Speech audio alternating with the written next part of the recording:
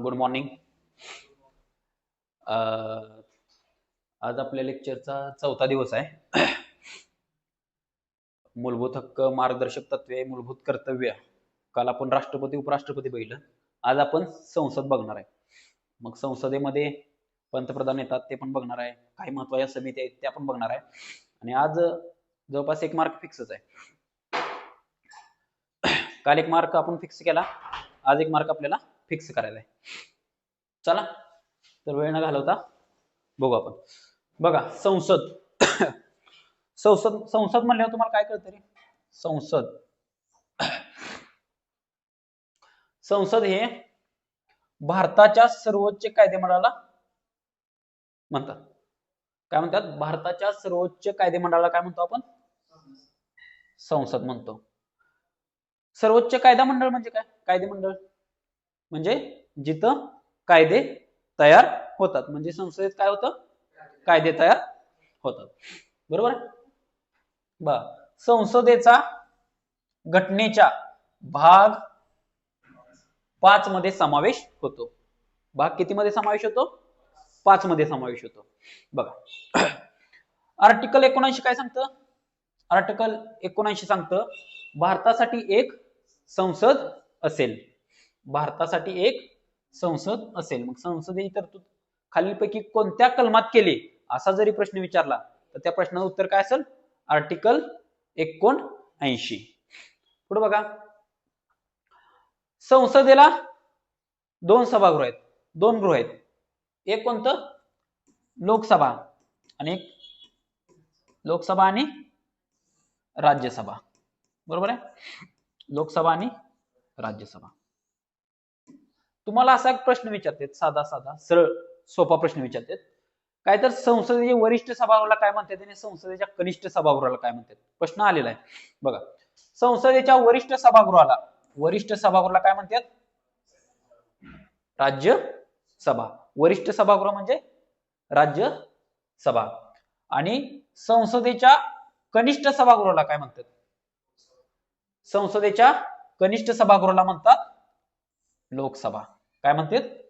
लोकसभा.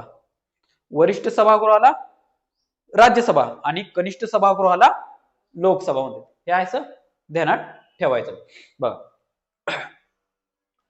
राष्ट्रपती हे संसदेचे अविभाज्य भाग आहेत. बघा राष्ट्रपती संसदेचे अविभाज्य भाग आहेत. का बरं संसदेचे अविभाज्य भाग असू शकते राष्ट्रपती? ज्यावेळेस संसदेमध्ये कायदे निर्मितीची प्रक्रिया चालू असते बरं का, ज्यावेळेस कायदे निर्मितीचं विधेयक संसदेच्या दोन्ही सभागृहात पारित होतं त्याच्यानंतर त्या विधेयकाला राष्ट्रपतीची मंजुरी मिळाल्याशिवाय त्या विधेयकाचं कायद्यात रूपांतर होत नाही. कुणाची संमती मिळाल्याशिवाय? राष्ट्रपतीची संमती मिळाल्याशिवाय त्या विधेयकाचं कायद्यात रूपांतर होत नाही. म्हणून राष्ट्रपती हे संसदेचे अविभाज्य भाग आहेत. बघा पुढे आता आपण कनिष्ठ सभागृह बघू, लोकसभा बघू. बघा लोकसभेची तरतूद किंवा रचना कशात आहे? आर्टिकल 81 मध्ये. आर्टिकल 81 मध्ये कशाची तरतूद आहे? लोकसभेची रचना. बरोबर? लोकसभेची रचना सांगितली आर्टिकल 81 मध्ये. प्रश्न विचारू शकतात. आर्टिकल 81 आपल्याला ध्यानात ठेवायचं आहे. काय? लोकसभेची रचना. बघा लोकसभेची महत्तम संख्या किती आहे? 552. लोकसभेची महत्तम संख्या किती आहे? 552. आणि सध्या किती आहे? 543. 552 म्हणजे 550 आपल्या लोकांमधून निवडून द्यायची संख्या आणि 2 जी होती ते राष्ट्रपतींद्वारे अँग्लो इंडियन समुदायातील सदस्यांसाठी होती. पण ते 104वी घटना दुरुस्तीनं रद्द केले. अँग्लो इंडियन समूहातील 2 व्यक्तींची लोकसभेवर नामनिर्देशन रद्द केलेलं आहे. कोणत्या घटना दुरुस्तीनुसार? घटना दुरुस्ती कोणती? घटना दुरुस्ती 104 काय केले तर रद्द केले. बघा महत्तम संख्या 552. प्रश्न विचारतात लोकसभेची महत्तम संख्या किती? तर किती आहे? 552. सध्या किती आहे? तर सध्या 543 आहे. बघा मग आता कोणत्या राज्यातून लोकसभेवर सर्वात जास्त सदस्य निवडून येतात? उत्तर प्रदेश. उत्तर प्रदेश किती रे? किती? 80. आणि महाराष्ट्रातून किती? 48. आणि अजून एक आपल्याला ध्यानात ठेवायचं पश्चिम बंगाल. पश्चिम बंगाल मधून येते 42. हा असं ध्यानात ठेवायचं.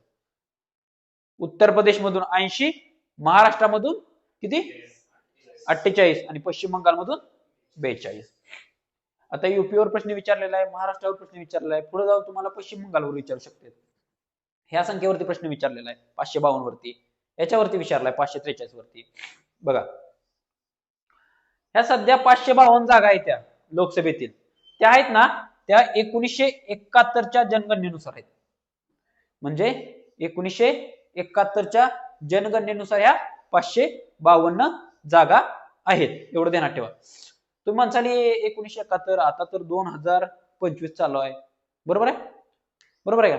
आता तो 2026 नंतर जी जनगणना होणार आहे त्याच्यानंतर नाही सगळे आकडे बदलणार आहेत. मतदारसंघाची पुनर्रचना होणार आहे, मतदारसंघ राज्यागणिक वाढणार आहेत. आता या 80 जागा आहेत युपीला, तिथं जास्त होऊ शकते लोकसंख्येनुसार. महाराष्ट्राला 48 आहेत, लोकसंख्येनुसार तिथं जास्त होणार आहे. कधीच्या जनगणनेनुसार? 2026च्या जनगणनेनुसार. घटनेतच तरतूद आहे. 2026च्या जनगणनेनंतरच्या याच्यानुसार लोकसभेच्या जागा बदलणार आहेत. पुढे बघा खाली आहे ते हो.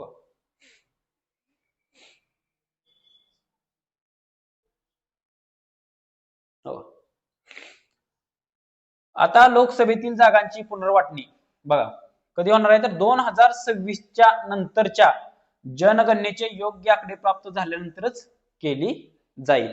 मग आता सध्या कोणत्या जनगणनेवर आधारित आहे? 1971च्या. कधीच्या? 1971च्या. बरोबर आहे? प्रश्न विचारला तर आपल्याला आला पाहिजे.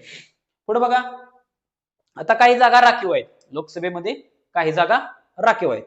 मग एससी ला जागा किती राखीव आहेत आणि एसटी ला किती राखीव आहेत ह्याच्यावरती प्रश्न विचारलेला आहे. बघा एससी साठी राखीव आहेत 84 जागा. एससी साठी किती राखीव आहेत? 84 जागा. आणि एसटी साठी किती राखीव आहेत? 47. एससी साठी 84 जागा राखीव आहेत आणि एसटी साठी 47 राखीव आहेत. मग आता महाराष्ट्रात बघा, महाराष्ट्रात एससी साठी राखीव आहेत 5. एससी साठी 5 राखीव जागा आहेत. म्हणजे एससी समाजासाठी 5 जागांवर आरक्षण आहे. बघा पुढं कोणते कोणते 5 मतदारसंघ ते? पहिला अमरावती, दुसरा आहे रामटेक, तिसरा शिर्डी, चौथा लातूर आणि 5वा सोलापूर. आपला माहित आहे हा, सोलापूर माहित आहे. सोलापूर, लातूर, शिर्डी, रामटेक, अमरावती असं आपल्यापासून लांब असं ध्यानात ठेवायचं. सोलापूर, लातूर, शिर्डी, रामटेक आणि अमरावती हे 5 एसटी साठी राखीव आहेत.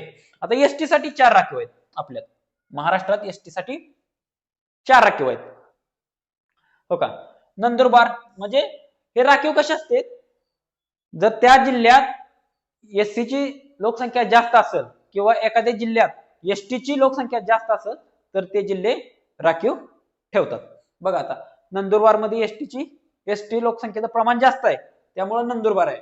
परत गडचिरोली मध्ये पण जास्त आहे. नंदुरबार, गडचिरोली, दिंडोरी आणि पालघर हे 4 एसटी साठी, 5 एसटी साठी. कोणते कोणते एसटी साठी? सोलापूर, अमरावती, शिर्डी, रामटेक आणि लातूर. कसं ध्यानात ठेवायचं? सोलापूर, लातूर, शिर्डी, रामटेक, अमरावती हे एसटी साठी 5 आहेत. आणि एसटी साठी नंदुरबार, गडचिरोली, अजून पुढं दिंडोरी आणि पालघर. जोरात बोला जरा. बघा नंदुरबार, गडचिरोली, चिमूर, दिंडोरी आणि पालघर हे 4 एसटी साठी राखीव आहेत. बरोबर आहे. बघा, संसद हे आपल्या देशाचं सर्वोच्च काय आहे, कायदे मंडळ आहे. बरोबर आहे. संसदेच्या वरिष्ठ सभावरला काय म्हणतात, राज्यसभा. संसदेच्या कनिष्ठ सभावरला काय म्हणतात, लोकसभा. बरोबर आहे. मग त्यातल्या त्यात आपण लोकसभा बघितलं. लोकसभेची महत्तम संख्या किती आहे, सदस्य संख्या 552 आणि सध्या आता किती आहे, 543. बरोबर आहे. मग त्यातल्या त्यात एससी साठी आणि एसटी साठी, एससी साठी किती देशात एससी साठी 84 आणि एसटी साठी 47. महाराष्ट्रात एससी साठी 5 आणि एसटी साठी किती 4 आहेत. बरोबर आहे. बरोबर आहे. झालं आलं लक्षात. प्रश्न आहे ह्याच्यावर बरं का, फिक्स प्रश्न आहे. पुढे बघा,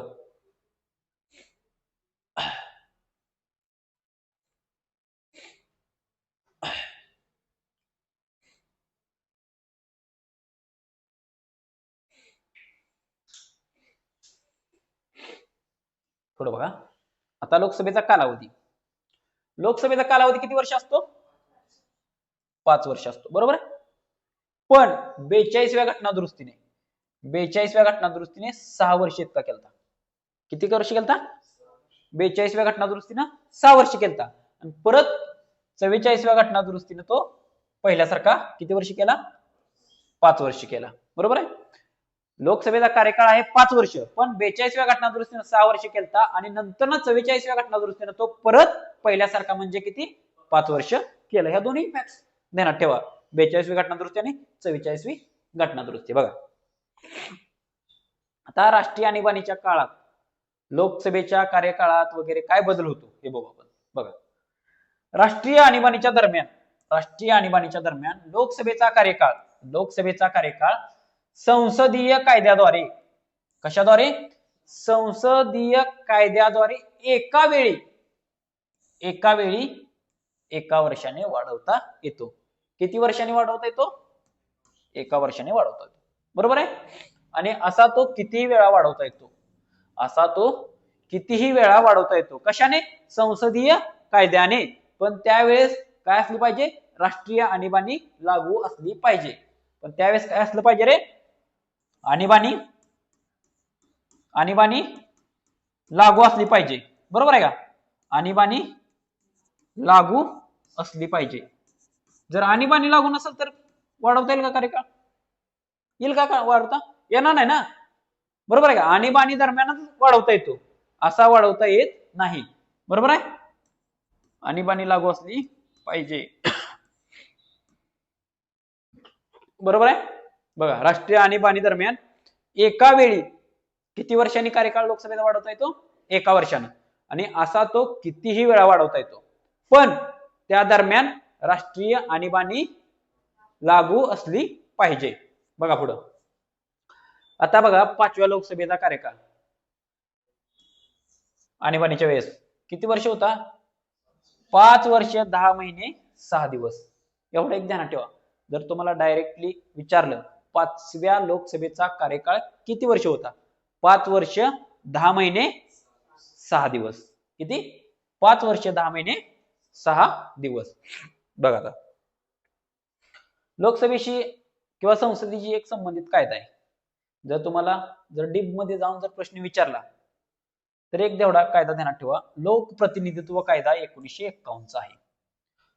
यानुसार सदस्यांची पात्रता अपात्रता चेक केली जाते.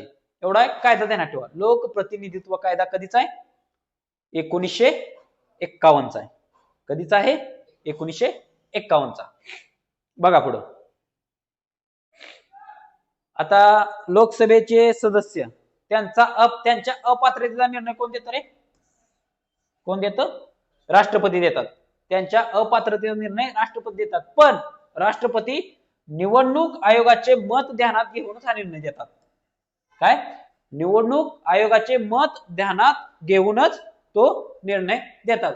पुढे जाऊन जर तुम्हाला प्रश्न विचारला डीप मध्ये तर लोकसभेतील सदस्यांच्या अपात्रतेचा निर्णय कोण देतं, तर आपला प्रश्न तो बरोबर आला पाहिजे. त्या उद्देशाने मी इथं जरा थोडं डीप मध्ये माहिती टाकलेली आहे. त्याचं काय उत्तर असणार आहे, राष्ट्रपती असणार आहे. पण राष्ट्रपती निवडणूक आयोगाचे मत ध्यानात घेऊनच काय करतात, तर पुढील कृती करतात. पुढे बघा.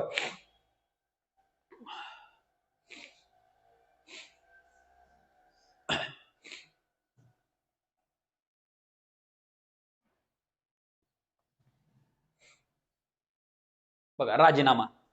आता मला सांगा, काल आपण बघितलं राष्ट्रपती राजीनामा कोणाकडे देतो? उपराष्ट्रपतीकडे. आणि उपराष्ट्रपती राजीनामा कोणाकडे देतात? राष्ट्रपतींकडे. बरोबर आहे. मग आता त्याचप्रमाणे बघा, लोकसभेचा सदस्य त्यांचा राजीनामा कोणाकडे देतात? लोकसभा अध्यक्षांकडे. लोकसभा अध्यक्ष म्हणजे कोण असतो? तर जेवढे खासदार लोकसभेवर निवडून गेलेत त्यातलीच एकाची लोकसभा अध्यक्ष म्हणून निवड केली जाते. कळलं? खासदारच असतो. लोकसभा अध्यक्ष म्हणून वेगळा असा कोण नसतो, तर तो खासदारच असतो. पुढे बघा. आणि राज्यसभेचं पण बघू तसंच. राज्यसभेचे सदस्य त्यांचा राजीनामा कोणाकडे देतात? तर राज्यसभेच्या सभापतींकडे. बरोबर आहे. म्हणजे राज्यसभेचे सभापती म्हणून कोण काम करतं? देशाचे उपराष्ट्रपती. बरोबर आहे. चला पुढे बघू. जर कोणत्याही सभागृहाचा सदस्य, पुढे जाऊन जरा महत्वाची माहिती आहे, जरी विचारला वन लाईनर प्रश्न बघा, जर कोणत्याही सभागृहाचा सदस्य, कोणत्याही बरं का, म्हणजे राज्यसभा लोकसभा, कोणत्याही सभागृहाचा सदस्य संमतीशिवाय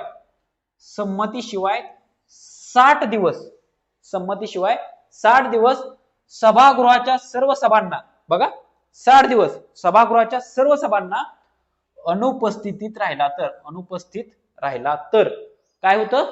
तर त्याची सभागृहातील जागा रिक्त होते. म्हणजे त्याचं पद, म्हणजे त्याची खासदारकी रद्द होऊ शकते.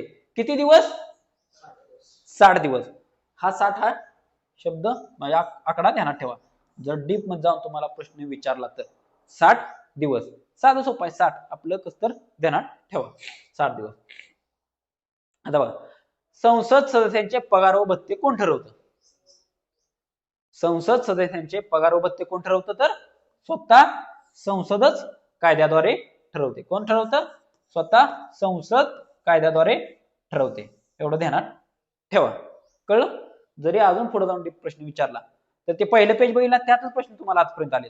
जरी पुढे जाऊन ह्याच्यावर प्रश्न आला तर तो प्रश्न आपला चुकायला नको म्हणून हा डाटा घेतलेला आहे. पुढे बघा.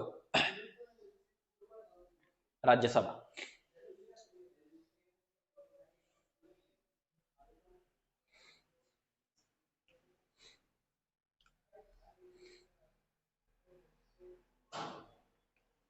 आता पुढचं सभागृह कोणतं? राज्यसभा. लोकसभा बघितली आपण, महत्वाचं होतं. राज्यसभा पण आपल्याला बघायचे. बघा, लोकसभेची तरतूद कलम किती मध्ये होती? संसदेची 79 आहे. 81 मध्ये लोकसभा आणि 80 मध्ये कुणाची रे? राज्यसभेची. असं ध्यानात ठेवा सरळ सरळ. आर्टिकल 79 काय रे? संसदेची रचना. बरोबर आहे. आर्टिकल 80 राज्यसभा. असे एक एक शब्द ध्यानात ठेवायचा. आपल्याला काय पूर्ण त्याची काय व्याख्या वगैरे पाठ करायची गरज नाही. आपल्याला जेवढं परीक्षेला येतंय तेवढंच आपण ध्यानात ठेवायचं. आणि 81 काय? लोकसभा. एवढं ध्यानात ठेवायचं. कळलं? एक्स्ट्रा काही ध्यानात ठेवायची गरज नाही. आपल्याला मार्कवादी व्हायचं आहे. आपल्याला काय त्या विषयात पीएचडी करायची नाही. कळलं? आर्टिकल 79 संसद, आर्टिकल 80 राज्यसभा आणि आर्टिकल 81 लोकसभा. म्हणजे राज्यसभेची रचना, लोकसभेची रचना. कळलं? बघा पुढे बघा. राज्यसभेची महत्तम संख्या किती आहे रे? 250. बरोबर आहे. 250 आहे. किती आहे महत्तम संख्या? 250. सध्या किती आहे? 245. बघा, या 245 वर्गीकरण कसं आहे? राज्यातून 229, केंद्रशासित प्रदेशातून 4 आणि 12 कोण असतील तरी? 12 राष्ट्रपती नामनिर्देशित. 12 कोणते आहेत? नामनिर्देशित आहेत. नामनिर्देशित 12 राष्ट्रपती नामनिर्देशित आहेत. पण आपल्याला आकडा महत्वाचं काय ध्यानात ठेवायचं? 250 आणि 245. मग आता सर्वात जास्त प्रतिनिधित्व कोणत्या राज्यातून आहे? ऑब्विसली ज्या राज्याची लोकसंख्या जास्त असणार आहे त्याच राज्यातून सर्वात जास्त प्रतिनिधी असणार आहेत. बघा, युपी मधून किती आहेत? 31, महाराष्ट्रामधून आहेत 19 आणि 3 नंबरला तमिळनाडू मधून आहेत 18. बघा तिकडे लोकसभेला युपी मधून किती होते 80 होते, महाराष्ट्रातून 48 आणि पश्चिम बंगाल मधून 42. तसं इथे क्रम ध्यानात ठेवा, युपी, महाराष्ट्र आणि तमिळनाडू. 31, 19 आणि 18 हे आहे ध्यानात ठेवा. बघा राज्यसभा हे काय आहे रे, स्थायी सभागृह, बरोबर आहे. म्हणजे त्याचं विसर्जन होतं का, जसं लोकसभेत 5 वर्षाला विसर्जन होतं तसं राज्यसभेचं कधी विसर्जन होतं का, नाही होत. राज्यसभेचं विसर्जन होत नाही. राज्यसभा हे स्थायी सभागृह आहे. हा असा प्रश्न पडलेला आहे खालीपैकी समजा कोणत्या सभागृहाला स्थायी सभागृह असे म्हणतात. कुठला आहे, राज्यसभा. राज्यसभा हे स्थायी सभागृह आहे, बरोबर आहे. कार्यकाळ किती असतो राज्यसभेचा, 6 वर्ष, सदस्यांचा 6 वर्ष असतो. पुढे बघा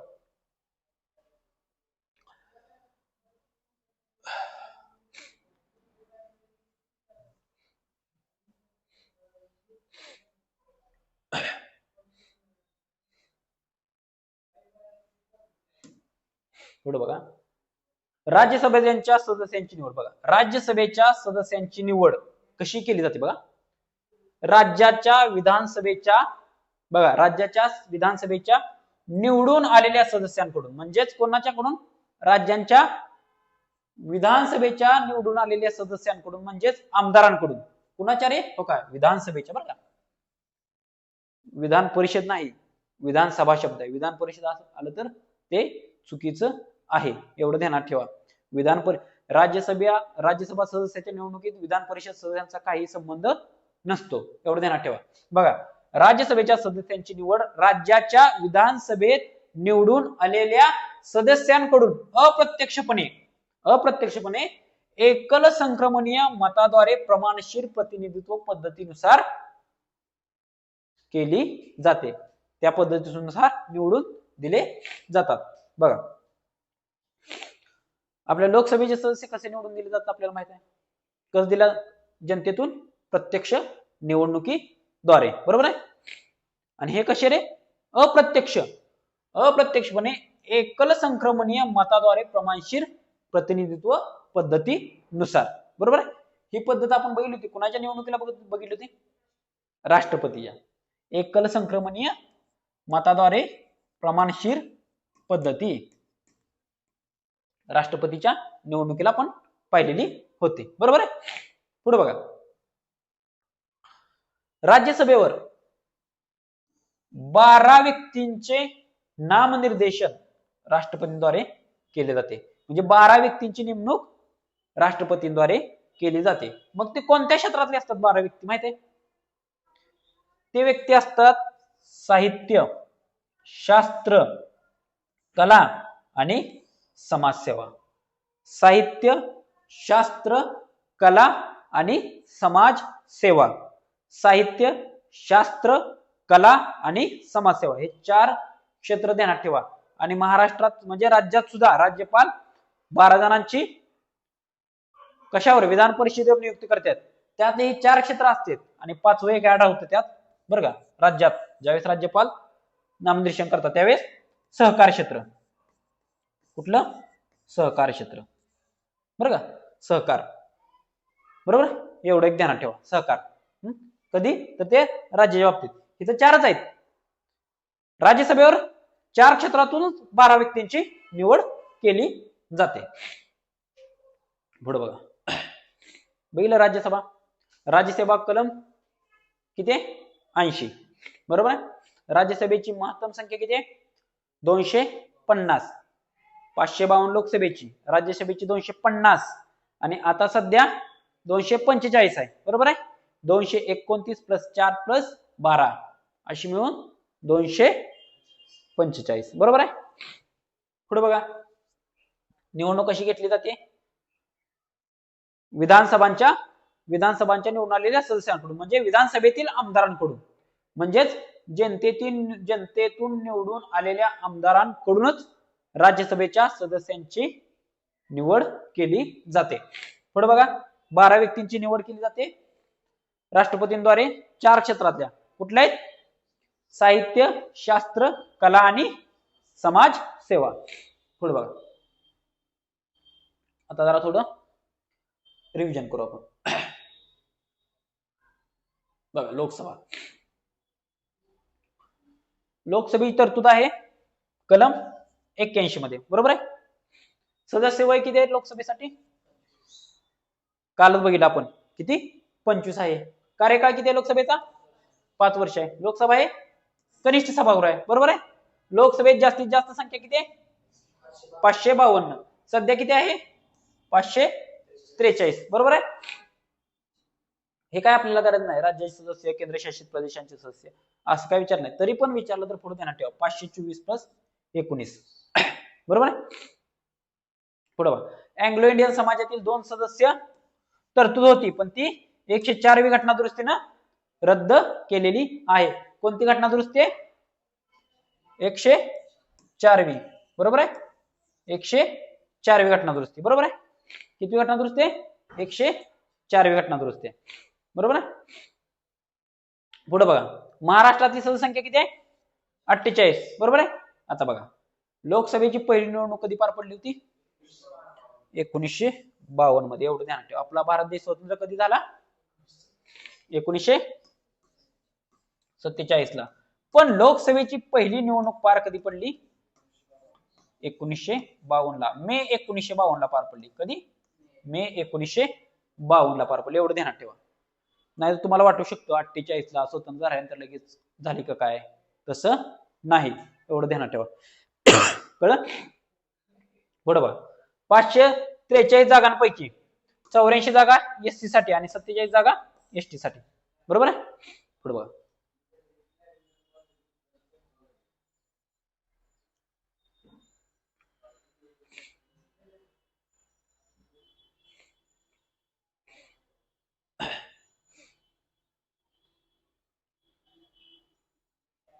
मग अशी घेतलेलंच आपण आहे, फक्त रिव्हिजन करतो आपण.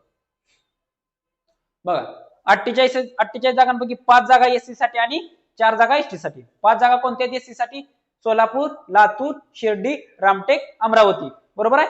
आणि एसटी साठी 4 जागा कोणत्या त्या सांगा? पालघर, गडचिरोली, चिमूर, दिंडोरी आणि अजून एक राहिला नंदुरबार, बरोबर आहे. लगेच फास्ट आलं पाहिजे. बघा. लोकसभेचे पहिले अध्यक्ष कोण होते? गवा मावळणकर, बरोबर आहे. आणि सध्याचे कोण आहेत रे? करंटच्या रिलेटेड ध्यानात राहू द्या. ओम बिर्ला आणि पहिलं पण व्यवस्थित ध्यानात राहू द्या. कोण? गवा मावळणकर. पुढे बघा. 2024 ची लोकसभा आहे. कितवी लोकसभा आहे? 18वी लोकसभा आहे. आणि किती टप्प्यात निवडणुका पार पडल्या होत्या? 7 टप्प्यात. बघा. 18वी होती, त्याच्या 7 टप्प्यात निवडणुका पार पडल्या देशात, आणि महाराष्ट्रात 5 टप्प्यात. सरळ ह्या टप्प्यांवर पण तुम्हाला प्रश्न विचारलेले आहेत. बघा जाऊन. आणि महाराष्ट्रात 5 टप्प्यात झाली. बघा. पुढे जाऊन. सर्वाधिक जागा कोणी जिंकल्या? बीजेपीने. विचारलेला आहे प्रश्न विचारलाय बीजेपीनं. आणि काँग्रेसनं 99 आणि समाजवादी पार्टीनं किती? 37, बरोबर आहे. तुम्हाला ह्याच्यावर प्रश्न विचारू शकते या दोन्हीवर, कारण की 2 महत्त्वाच्या पार्टी देशातल्या, एक बीजेपी आणि काँग्रेस. आणि त्यांनी पण महाराष्ट्रात पण बीजेपीने किती जिंकल्या, काँग्रेसने किती जिंकल्या विचारू शकते. मग काँग्रेसने महाराष्ट्रात किती जिंकल्या होत्या? 15 का 14? 14. चेक करून सांगा मला. हे तर 13 दाखवते. 14 पण नाही, 15 पण नाही, 13. काँग्रेसच्या 13, शिवसेनेच्या 9 आणि बीजेपीच्या 9 आणि राष्ट्रवादी 8 आणि शिंदे गटाच्या 7 आहेत, बरोबर आहे. 13 आहेत. पुढे बघा. राज्यसभा तरतूद कलम 80 मध्ये. हे वरिष्ठ सभागृह आहे. त्यालाच काय म्हणतात तर अप्पर हाऊस. अप्पर म्हणजे वरचे म्हणजे वरिष्ठ. कळलं? अप्पर, बरोबर आहे. वरचे, वरिष्ठ. बघा. राज्यसभा सदस्यांचं वय किती असते रे? म्हणजे मिनिमम वय किती पाहिजे राज्यसभा सदस्य होण्यासाठी? 30 वर्ष त्यानं पूर्ण केलेली असली पाहिजे. सदस्यांचा कार्यकाळ किती आहे? 6 वर्ष, बरोबर आहे. हे काय आहे रे? स्थायी सभागृह आहे. म्हणजे या सभागृहाचं विसर्जन कधीच होत नाही. बरोबर आहे. दर 2 वर्षांनी, दर किती वर्षांनी?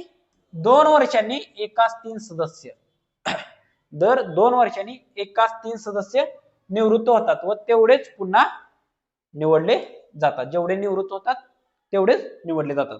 बघा, राज्यसभा सदस्य संख्या 250, आता आहे 245. बरोबर आहे. हे आता बदलले आहेत. 225, 8 हे सारखं बदलतं, काय ना काय होत असतं. केंद्रशासित प्रदेशातून 8 आहेत आणि राज्यातून 225 आहेत. आता त्या अगोदरचं कसं होतं? जम्मू काश्मीर नव्हतं ना, आता जम्मू काश्मीरला केंद्रशासित प्रदेशाचा दर्जा दिलेला आहे. त्यामुळे जम्मू काश्मीरच्या 4 जागात 8 झाले. म्हणजे अगोदर 4 आणि 4 8 झाले, तेवढं ध्यानात ठेवा. बघा, राष्ट्रपती मार्फत 12 सदस्यांचं कला, विज्ञान, संस्कृत आणि साहित्य किंवा कला, साहित्य, समाजसेवा हे म्हणलं तरी चालतंय. पुढे बघा, खालीलपैकी कोणते सभागृह राज्यांचे नेतृत्व करते? असा जर प्रश्न विचारला तर त्याचं उत्तर काय? राज्यसभा. नावाच आहे राज्यसभा. आणि खालीलपैकी कोणते सभागृह लोकांचे नेतृत्व करते? तर ते लोकसभा. बरोबर आहे. पुढे बघा, राज्यसभेचा सभापती अध्यक्ष कोण असतो? कोण असतो? उपराष्ट्रपती असतो. बरोबर आहे. राज्यसभा सदस्य हे आमदारांकडून अप्रत्यक्षपणे निवडून दिले जातात. बरोबर आहे.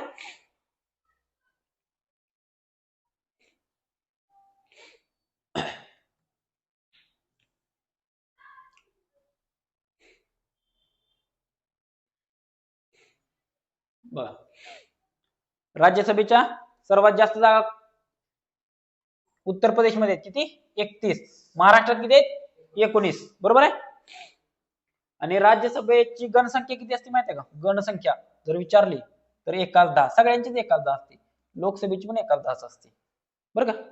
जर विचारला तर पुढे बघा, धन विधेयक. आपले विधेयकाचे प्रकार असतात: सामान्य विधेयक, धन विधेयक, वित्त विधेयक आणि घटना दुरुस्ती विधेयक. या अशी विधेयकाचे वेगवेगळे प्रकार आहेत. कोणते? सामान्य विधेयक, धन विधेयक, वित्त विधेयक आणि घटना दुरुस्ती विधेयक. तुम्हाला माहित असं म्हणून सांगतोय. पुढे बघा, धन विधेयक राज्यसभेकडे आल्यास 14 दिवसाच्या आत त्यांना पारित करावे लागते. तशा आपल्यात कसं आहे? लोकसभा जास्त पॉवरफुल आहे. विधेयकाच्या बाबतीत लोकसभा जास्त पॉवरफुल आहे. सर्व अधिकार लोकसभेकडे आहेत. मग धन विधेयक जर राज्यसभेकडे आलं तर त्यांनी ते 14 दिवसाच्या आत पारित करणं गरजेचं असतं. किती दिवसाच्या आत? 14 दिवसाच्या आत.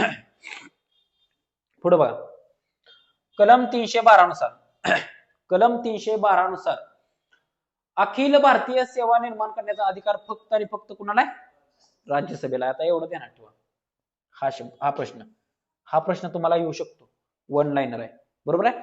अखिल भारतीय सेवा, बघा, अखिल भारतीय सेवा निर्माण करण्याचा अधिकार कोणाला आहे?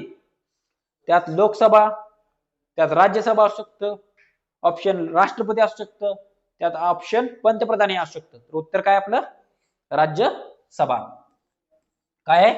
राज्यसभा. एवढं ध्यानात ठेवा. बघा, आता पहिले राज्यसभा सभापती कोण होते? डॉक्टर सर्वपल्ली राधाकृष्णन. आणि आता कुठले आहेत? आता उपराष्ट्रपती कोण आहेत? नाही, धनकड बदलली ना. जे आपल्या आपल्या महाराष्ट्राचे राज्यपाल होते, आता त्यांची नेमणूक उपराष्ट्रपती म्हणून झालेली आहे. कोण? CP राधाकृष्णन. म्हणजे आता तुम्हाला राधाकृष्णन लक्षात ठेवायला सोपं आहे. कळलं? राष्ट्रपती कालच बघितला तरी पण 1-2 मिनिटात आपण रिव्हिजन करू.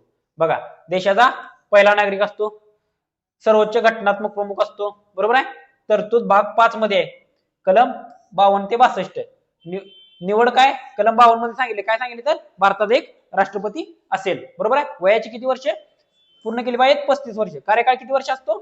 5 वर्ष असतो. बरोबर आहे. तिन्ही सैन्य दलाचा प्रमुख असतो. कुठल्या कलमात सांगितले? कलम कलम 53 मध्ये सांगितलं, बरोबर आहे. कलम 53 मध्ये बघा, शपथ कोण देतं? सर्वोच्च न्यायालयाचे मुख्य न्यायाधीश. राष्ट्रपतीचा पगार किती आहे? 5 लाख रुपये. आणि निवडणूक कशी? अप्रत्यक्ष पद्धतीने होते. आणि निवडणुकीत कोण कोण सहभागी असतं काल सांगितलं आपण?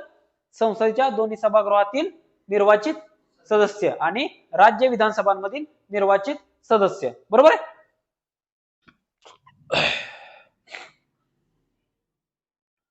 आता बघा,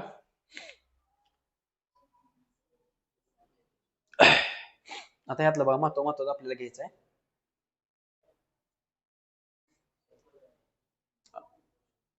काय प्रॉब्लेम?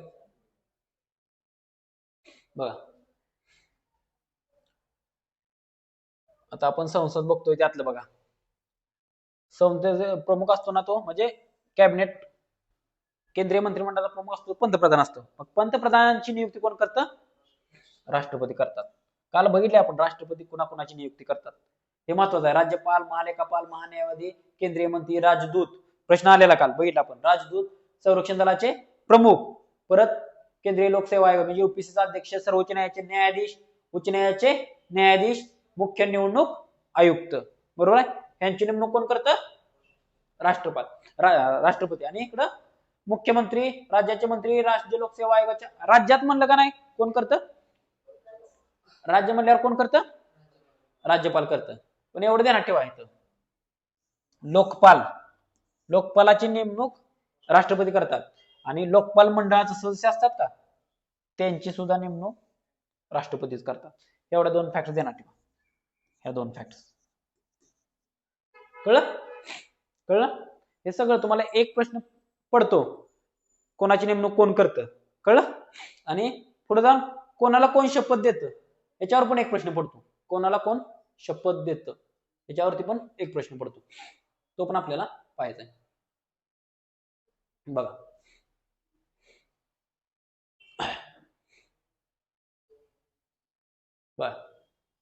राष्ट्रपतीला शपथ कोण देतं?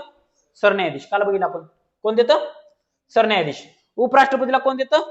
राष्ट्रपती. पंतप्रधानाला आणि मंत्र्यांना कोण देतं? राष्ट्रपती देतात. बघा, पंतप्रधान, मंत्री, राष्ट्रपती देतात.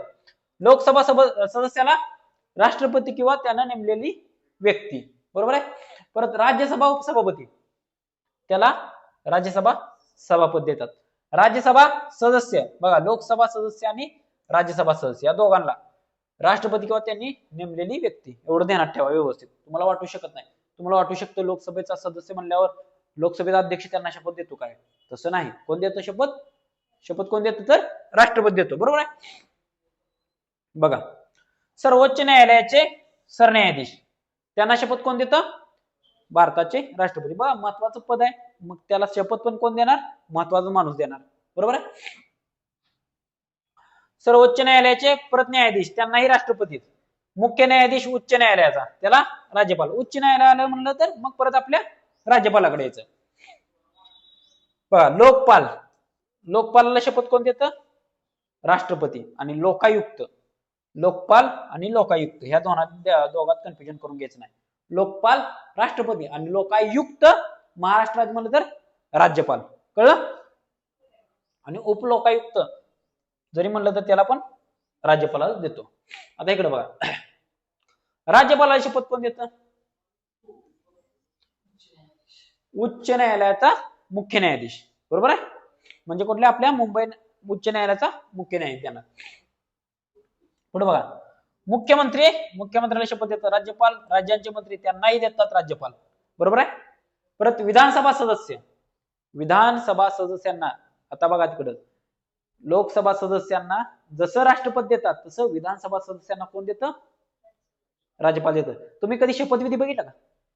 शपथविधी सोहळा त्यात बघायचं मंत्र्यांना वगैरे शपथ कोण देत असते. इकडं राज्यपाल शपथ म्हणत असतात आणि तिकडे राज्यपालाच्या पाठीमागं कोण म्हणतं? मंत्री म्हणत असतात. कळलं का? पुढे बघा, विधानसभा सदस्य, विधान परिषद सदस्य, राज्यपाल. महालेखापाल म्हणजेच कॅग, नियंत्रक व महालेखापाल कोण? राष्ट्रपती किंवा त्याने नेमलेली व्यक्ती. केंद्रीय सतर्कता आयुक्त, केंद्रीय म्हणल्यावर शब्द राष्ट्रपती. हो का, केंद्रीय काय येणार तिथं? राष्ट्रपती येणार. राज्य म्हणल्यावर ना राज्यपाल. राज्यपाल राज्य मुख्य माहिती आयुक्त आणि राज्य माहिती आयुक्त इतर त्यांना कोण देतं? राज्यपाल किंवा त्यांनी नेमलेल्या इतर व्यक्ती. आता हे आपण काय करणार आहे? उद्याच्या लेक्चर मध्ये घेणार आहे. आयोग, महत्वाचे आयोग.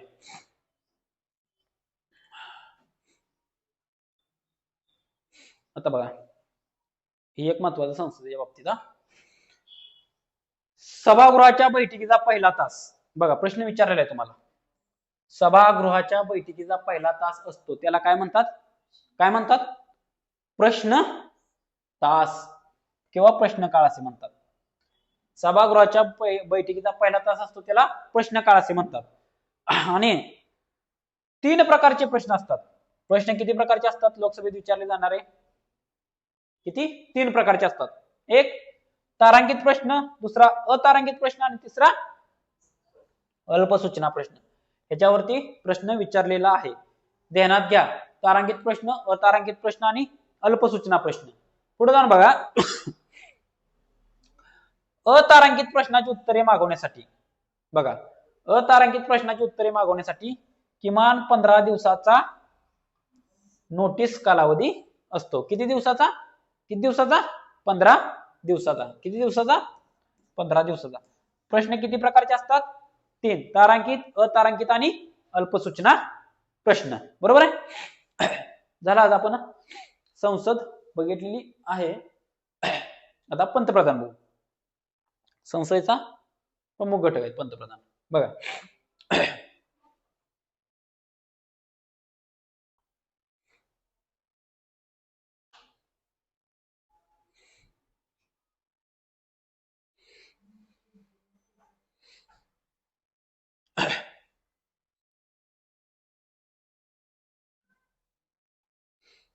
पंतप्रधान बघा महत्वाचा.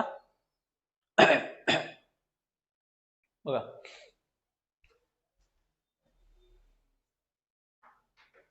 बघा, पंतप्रधान संसदीय शासन व्यवस्थेत पंतप्रधान हा काय असतो रे? वास्तविक कार्यकारी प्राधिकारी असतो. बरोबर आहे? वास्तविक कार्यकारी प्राधिकारी कोण असतो? संसदीय शासन व्यवस्थेत कोण असतो? तर पंतप्रधान असतो. कोण असतो?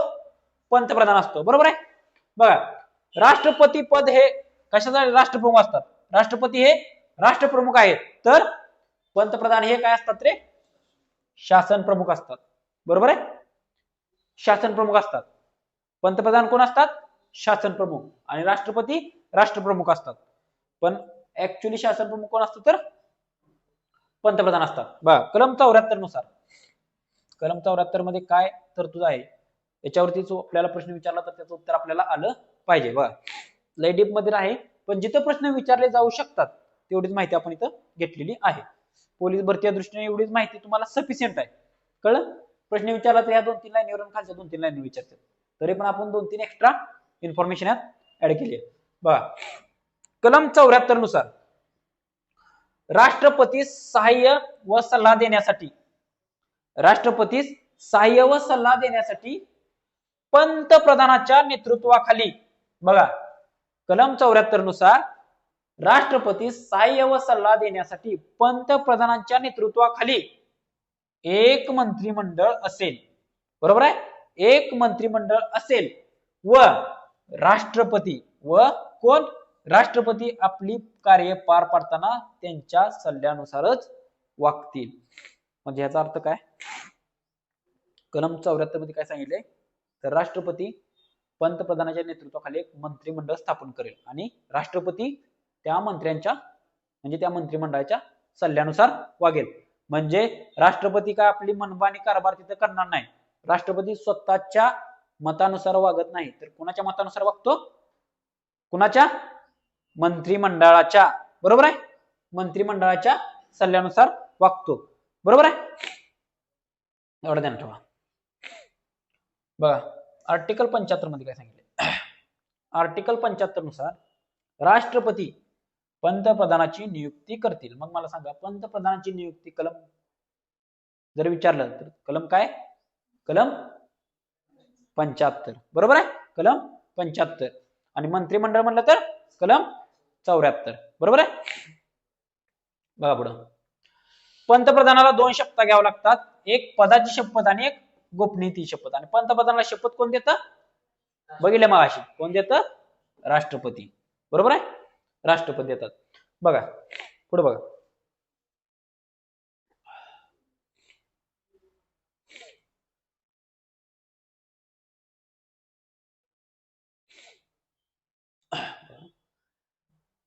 पंतप्रधान बघा, पंतप्रधान राष्ट्रपतीची मर्जी असेपर्यंत आपले पद धारण करतात. जर असं वाक्य आलं तर ते वाक्य आपल्याला बरोबर करायचं आहे. बघा, पंतप्रधान राष्ट्रपतीची मर्जी असेपर्यंत आपले पद धारण करतात. म्हणजे याचा अर्थ असं नाही की राष्ट्रपती कधी पंतप्रधानाला त्याच्या पदावरून दूर करू शकतो, असं नाही. जोपर्यंत पंतप्रधान लोकसभेत बहुमत जोपर्यंत पंतप्रधानाला लोकसभेत बहुमत प्राप्त असतं तोपर्यंत त्याला त्याच्या पदावरून कोणीही काढू शकत नाही, एवढं ध्यानात ठेवा. जर बहुमत असेल तर, जर बहुमत नसेल तर कोण? राष्ट्रपती त्यांना पदावरून दूर करतात. बरोबर आहे. बघा, जोपर्यंत पंतप्रधानांना लोकसभेत बहुमत प्राप्त असते तोपर्यंत त्यांना पदावरून दूर करता येत नाही.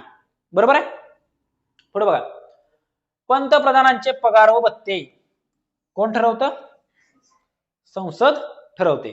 बघा, पंतप्रधान हा केंद्रीय कॅबिनेटचा कोण असतो? प्रमुख असतो. बरोबर आहे. केंद्रीय कॅबिनेटचा प्रमुख कोण असतो? पंतप्रधान असतात. आणि पंतप्रधान हे खालील आयोगाचे आणि परिषदेचे अध्यक्ष असतात. बघा, महत्वाचा आहे नीती आयोग विचारलेल्या प्रश्नात. नीती आयोगाचे अध्यक्ष कोण असतात? नीती आयोगाचे अध्यक्ष पंतप्रधान असतात. राष्ट्रीय एकात्मता परिषद किंवा राष्ट्रीय एकता परिषद, एकात्मता परिषद, त्याचा अध्यक्ष कोण असतात? पंतप्रधान असतात.